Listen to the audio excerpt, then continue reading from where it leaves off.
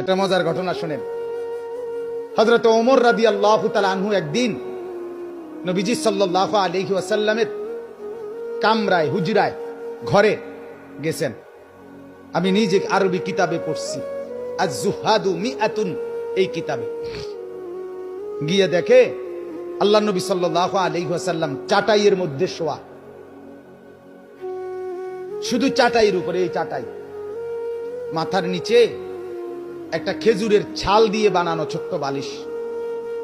হযরত ওমর দেখলেন মাথার উপরে একটা চামড়া ঝুলানো নামাজের জন্য, পায়ের নিচে কিছু ছাতু, যেগুলো পানি দিয়ে গুল্লা খায়, আগের দিনে খাইতো খুব, এই ছাতু অল্প কিছু, এই চারটা আইটেম, একটি চাটাই, একটা খেজুরের ছালের বালিশ, আর একটি চামড়া, আর কিছু ছাতু পানি দিয়ে গুল্লা খাওয়ার। নবীজি সাল্লাল্লাহু আলাইহি সাল্লাম হযরত ওমর দেখলেন ওয়াকাদ আসসারা ফি জামবিহি, নবীজির পুরা দেহের মধ্যে দাগ দাগ, চাটাইয়ের দাগ দাগ পড়ে গেছে।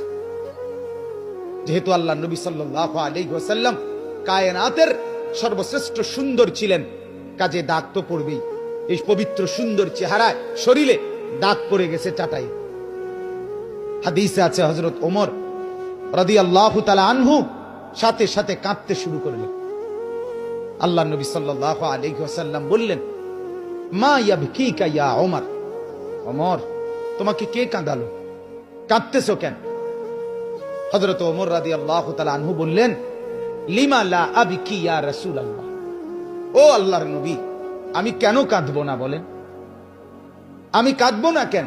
আপনার এই হালাত, একটা চাটাই, একটা বিছানা নাই, একটা খেজুরের ছালের বালিশ, একটা চামড়া, আর একটু ছাতু, এই আনতা সাফওয়াতুর রাসূল, আপনি তো সমস্ত রাসূলের নির্যাস, আপনি মুসাদ্দিকুল আম্বিয়া, নবিয়ুল আম্বিয়া, নবিয়ে দু জাহাঁ, নবিয়ে দু শাহাঁ, নবিয়ে দু আলম, ফখরে মওজুদাত, আপনি তো কায়নাতের সরদার। আপনার জন্য ভালোবেসেই তো আল্লাহ তাআলা গোটা কায়নাত সাজিয়েছেন। এত এত এত এত এত এত মর্যাদা যার, সেই আপনার এই হালাত। ওয়াল কাইসার ওয়াল কিসরা ইয়ালবাসুন আল হারির ওয়াদ দিবাজ, ওমর বললেন, অথচ রোমের বাদশা, পারস্যের বাদশা, তারা রেশমি কাপড়, রেশমি পোশাক, রেশমের বিছানার মধ্যে তারা শোয়, ঘুমায়, খায়, ব্যবহার করে।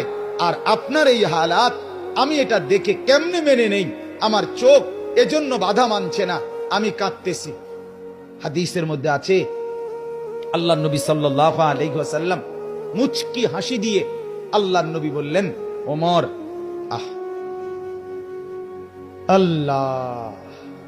আল্লাহ নবী বললেন, ওমর, আমা তারদা আন তাকুনা লানাল আখিরাহ ওয়া লাহুমুদ দুনিয়া, ওমর তুমি কি এতে খুশি হবে না যে আমরা আখিরাত থেকে নেব, ওরা দুনিয়া থেকে নেবে?